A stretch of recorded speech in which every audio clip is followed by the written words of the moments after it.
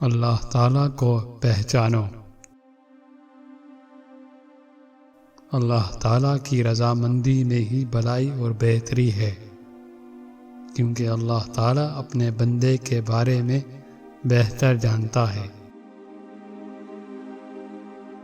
اپنے گناہوں پر ندامت ہو کر معافی مانگنے پر اللہ معاف فرما دیتا ہے۔ شیطان کی راہ نافرمانی اور تکبر ہے، اور انسان کی راہ اطاعت و عاجزی میں ہے۔ اللہ تعالیٰ اس پر رحم کرے گا جو اس کی مخلوق پر رحم کرے گا۔ انسان تدبیر کرتا ہے، جبکہ کامیابی اللہ تعالیٰ کے ہاتھ میں ہے۔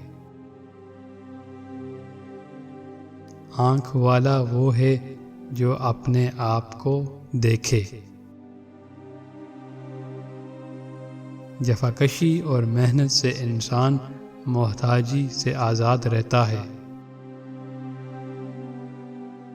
حکمت و دانائی مفلس کو بادشاہ بنا دیتی ہے۔ خاموشی کو اپنا شعار بناؤ کہ شر زبان سے محفوظ رہو۔ عقل سے بہتر ہمارا کوئی رفیق نہیں۔